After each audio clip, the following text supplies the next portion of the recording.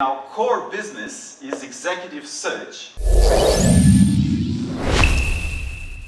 Alcott Global started 5 years ago, and our core business is executive search for value chains. So we work with, simplistically put, companies that make stuff, so across the different sectors, manufacturing sectors, companies that transport stuff, logistics companies, as well as the software providers that link the two. And it's mostly for C-level jobs, VP level jobs, and about 10% of our work is in non-executive board roles.